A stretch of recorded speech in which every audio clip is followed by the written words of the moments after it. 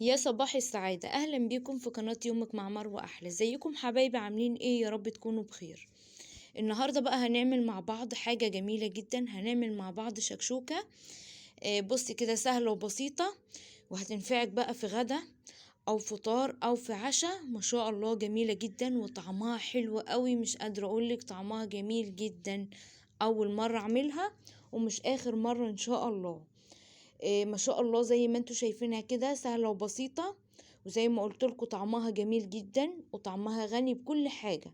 فيها بيض وفيها جبنة وفيها الخضار كله، ما شاء الله جميلة جدا.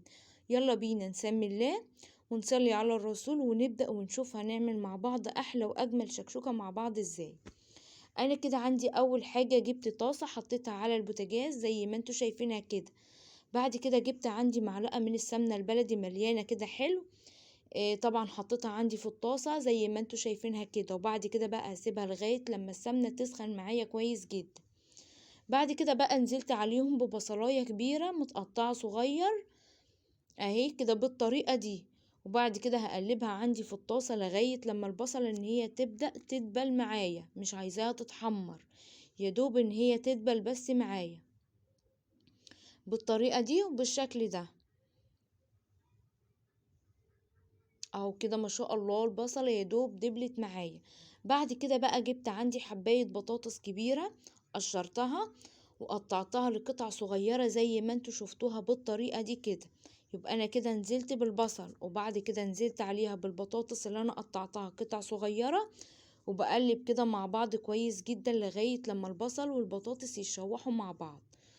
بعد كده بقى جبت عندي كيس توابل من اللي هي توابل البطاطس زي ما انتوا شفتوها كده. ما شاء الله فرقت معايا في الطعم وفرقت معايا في اللون، جميل جدا يا بنات. البهارات دي اللي هي موجودة في الأكياس دي ما شاء الله جميلة جدا.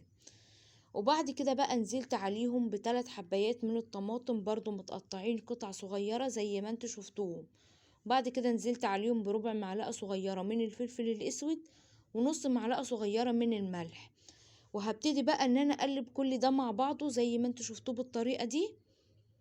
بقلب بقى البصل مع البطاطس مع الطماطم زي ما انتوا شفتوهم كده. بعد كده بقى هنزل عليهم بنص كوباية من المية وهقلبهم مع بعض كويس جدا. وبعد كده بقى هسيبهم عندي على النار لغاية لما كل حاجة تتسبك كده مع بعضيها بالشكل ده اهو كده. ما شاء الله كده يعني اتسبكت معايا والبطاطس خلاص ان هي استوت وكل حاجة كده تمام. بعد كده بقى هجيب عندي البيض، يعني الكمية ديت اخدت معايا 5 بيضات بالظبط زي ما انتوا هتشوفوهم بالطريقة دي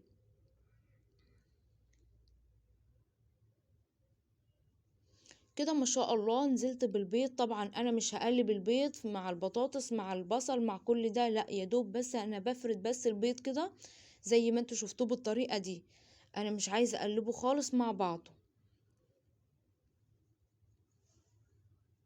وبعد كده بقى جبت عندي زي 3 قرون كده من الفلفل، ولو حابة ان انت تحطي قرن حامي بقى ما شاء الله هيخلي طعمه جميل جدا اهو زي ما انتوا شفتوه كده. انا فردت الفلفل كده على وش الشكشوكة زي ما انتوا شفتوها بالطريقة دي. وبعد كده بقى جبت عندي جبنة موزاريلا زي ما انتوا شايفينها كده، حطيتها على الوش. وبعد كده بقى هغطيها واسيبها لغاية لما تستوي معايا تماما. والجبنة دي بقى هتسيح على وش الشكشوكة، بصي هتبقى خطيرة.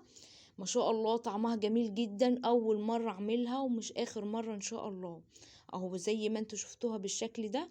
طبعا انا غطيتها وسبتها استوي، يعني وطيت عليها النار وسبتها استوت لغاية لما استوت بقى وبقت جميلة. ما شاء الله شفتوا بقى الشكل بتاعها جميل جدا، يعني عاملة زي البيتزا بالظبط. ما شاء الله هتجربيها وهتطلع حلوة جدا معاكي وهتطلع طعمها جميل جدا، وكل اللي اكل منها ما شاء الله شكر فيها زي ما انتوا شفتها بالطريقة دي. طبعا بقى هنجيب عيش ونحمصه وهناكل بقى بعيش ما شاء الله طعمها تحفة قوي. زي ما انتوا شفتوها بالشكل ده، والجبنة ما شاء الله سايحة على الوش كده وجميلة جدا.